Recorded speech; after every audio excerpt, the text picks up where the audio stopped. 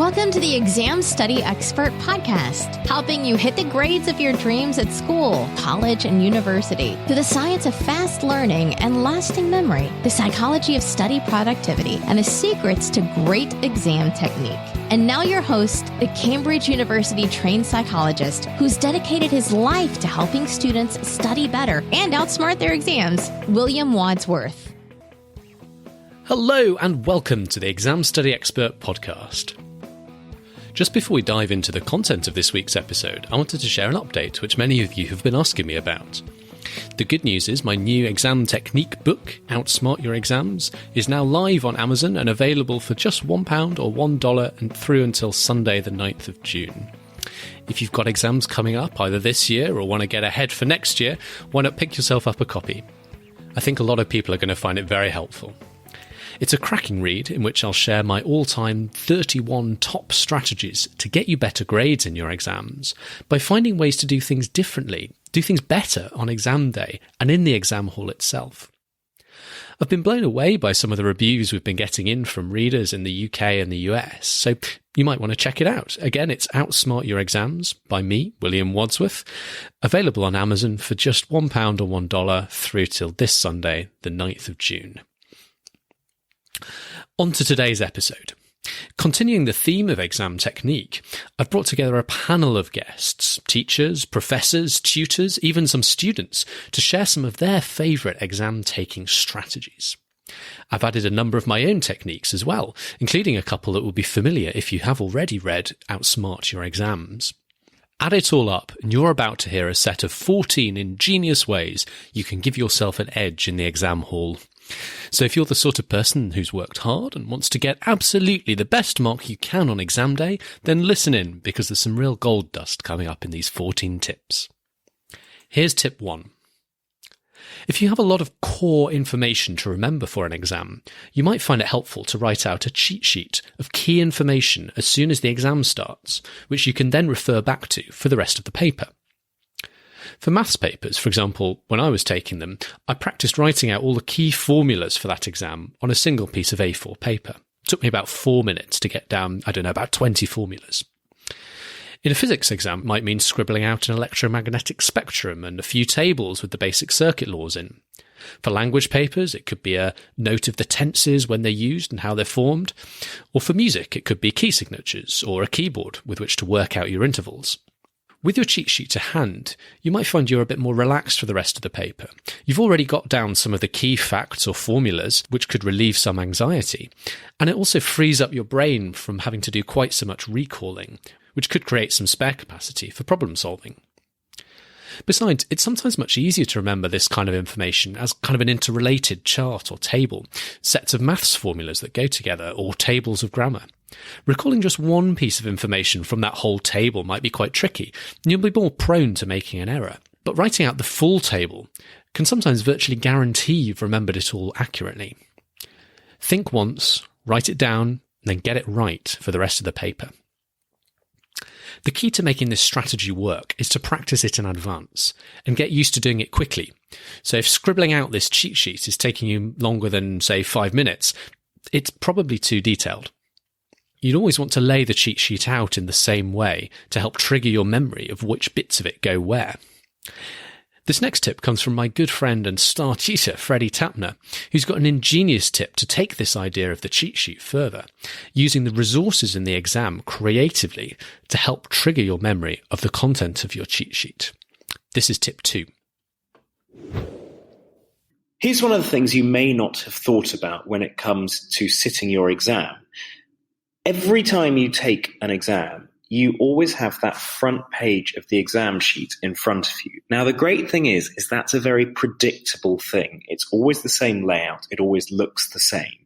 So therefore, why not in your revision and your planning, why not write your notes on the front of another exam sheet so that then when it comes to being in the exam, when you then look at the front of your exam sheet, you can see where your notes were in your old one.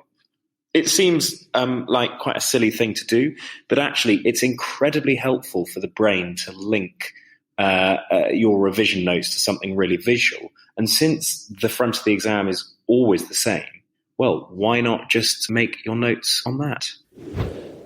Whether you've written your cheat sheet on the front of the exam like Freddie suggests, or simply done it on a sheet of rough exam paper, it can be a really helpful trick to get your memory working at the start of an exam and get those really key bits of information down. But it's often not practical to use it for more than just an absolutely core set of information for a paper. The rest of the information you'll need to remember, you're just going to have to remember it as you go. But even if you've done your preparation well, digging facts out of your memory when you need them on exam day can sometimes present difficulties. So what should you do if you're having a blank when you're trying to remember a key fact, figure, date or formula? Here's tip 3, which is a neat trick for helping your memory recall in the exam. The parts of the brain that store memories are sometimes described as being like networks of interlinked nodes. When you think about a piece of information, you activate the node that represents that piece of information. But not only that, nearby nodes that represent related pieces of information also start to get a little bit excited. Not fully activated, but certainly warmed up. You'll therefore find it easier to recall the fact you need if you have related pieces of information actively recalled in your mind. Let me give you an example. If I mention 1066 to a Brit and then ask them to name a famous historical figure, it's far more likely that they'd say William the Conqueror than if I'd mentioned any other historical date at random. Or for an American example, if I gave you the date July the 4th and then asked you to name a famous historical figure, most of you would probably give me a founding father as your example. So you can use this principle to your advantage in exams. If there's something you're trying to remember, try jotting down a few facts that are related to that thing that you're trying to remember. You're kind of thinking around the fact itself, trying to bring as much supporting and associated information to mind as you can, gradually circling in on the thing you're actually trying to remember. So, for example, if it was a historical figure whose name you were trying to remember, for instance, I might think about what I know about that person's activities, their achievements, or any other historical names he or she was associated with. You might be surprised how often this technique triggers the memory of whatever it was you were trying to remember. But if not, don't be afraid to move on and come back to it later. Quite often, ideas come to you as you're working away on other parts of the exam. It's almost as if your brain is ticking away at the problem in the background, even as you're directing your attention towards other questions. One thing that has a massive impact on how well your memory works is having enough sleep. So tip 4 is all about getting enough sleep in exam week. The best tip I've got for you here is make sure that you're stopping work in plenty of time before you want to go to bed. If you close your books and then try to get to sleep straight away, your mind's going to be buzzing with all those facts, figures and formulas and likely keeping you up all night. But if you close your books a good hour or two before bedtime, that just gives you time to unwind and decompress and start to relax before you actually want to go to sleep. There are some scientists who study sleep who think this is so important that they even recommend setting an alarm or notification when it's time to stop working for the day and start your wind-down routine before bedtime.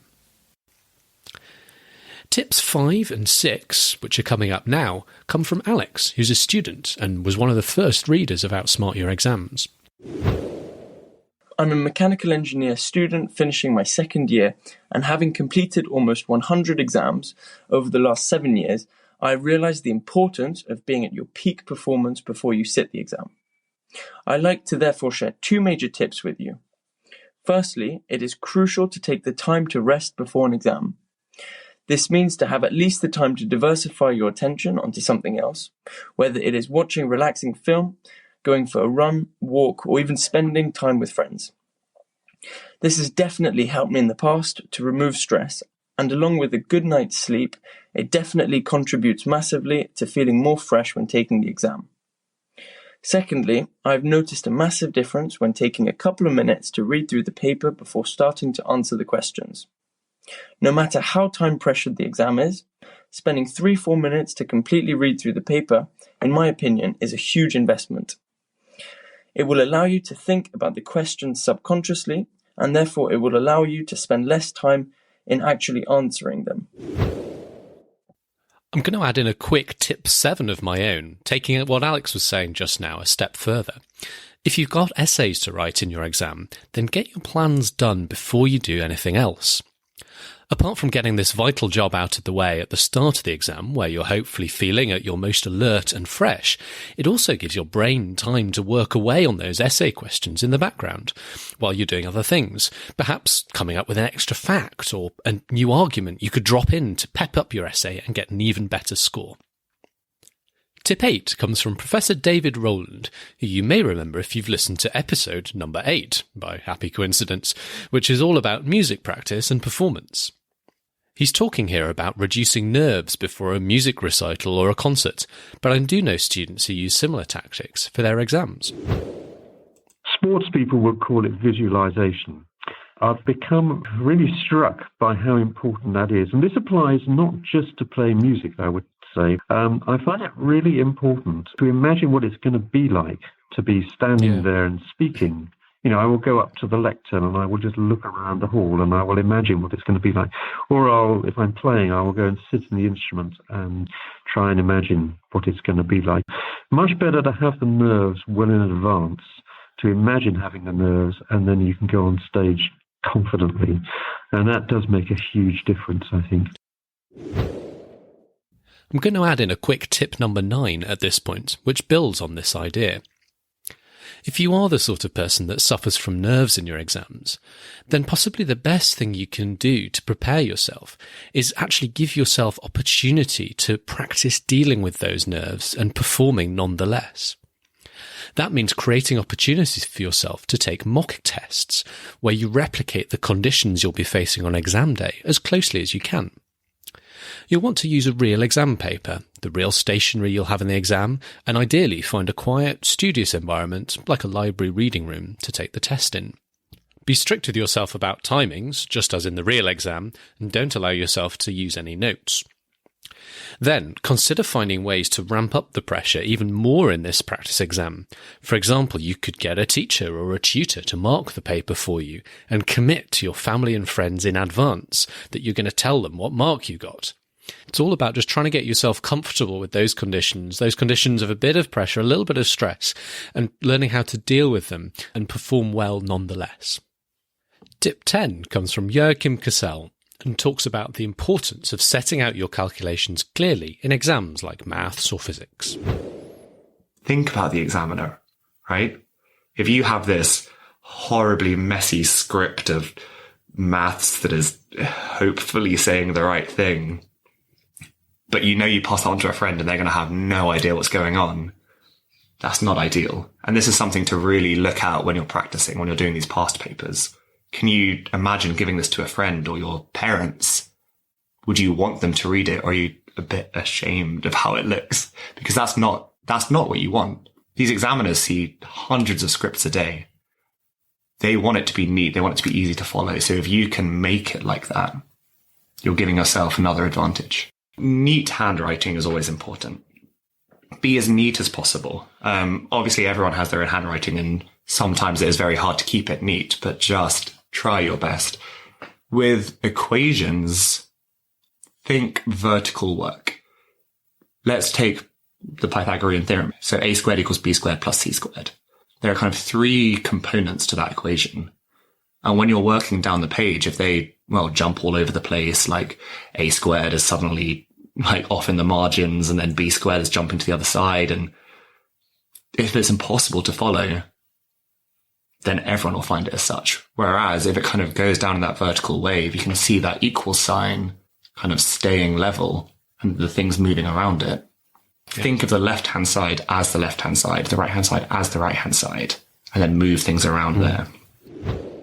I think setting out your exam paper really clearly is a great way to make a strong first impression on your examiner.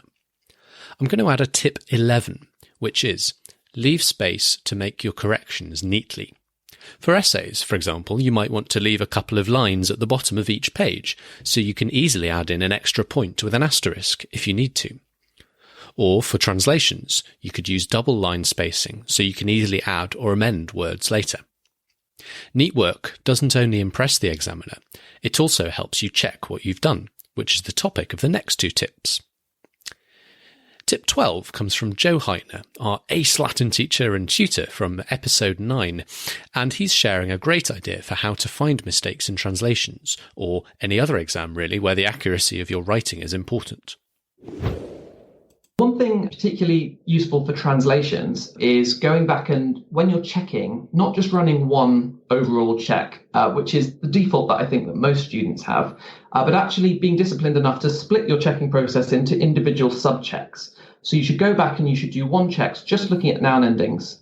So, have I got my subjects and my objects the right way round? Just looking at verb endings, have I got my tenses right? And if you know that there's a particular tense that you often forget about, for a lot of students, it's the pluperfect. So they say Caesar jumped instead of Caesar had jumped, and they miss that it's just that one step back in the past. So if there's a particular tense that you personally often miss, make sure you look for that tense and run an entire check just going through looking for that particular mistake. I mean, no one can check everything and carry all of those things in their head at one time. And especially with a complicated language like Latin or Greek, where there's a lot of different things that could go wrong, it's better not to run that risk. And if you are looking for a particular mistake, you are more likely to find it. Whereas if you're just thinking, I just need to see if all of this is right, you probably fall into the same traps and be lulled into the same false sense of security that you were the original time, because you're not changing your mindset at all. You're just repeating what you've already done. So take it one step at a time. And if one of those steps is checking for spellings, here's Mr. Sales from episode 5, our slightly awesome English teacher, with tip 13.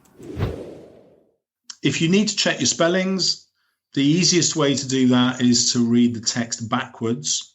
And the reason for that is your brain knows the text forwards and it will predict what the next word is and it will read it correctly even if it's totally misspelt. Whereas if you read the text backwards, it makes no sense at all.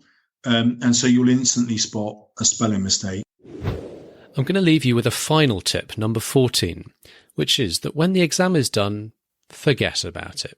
No matter how well or badly it went, draw a line under it and move on. There's little to be gained at this moment anyway from dissecting what you got right or wrong with your friends. Your priority now is to take a brief rest to catch your breath, then get yourself ready for that next paper. Well, look, I hope you found today's episode very helpful. And as a reminder, you can find many more cool exam hacks and test-taking tactics in the book, Outsmart Your Exams, which I'm giving away for just £1 or $1 on Amazon until June the 9th. So thanks again for tuning into this episode, and I hope to catch you in the next one. Until then, very best of luck with those exams.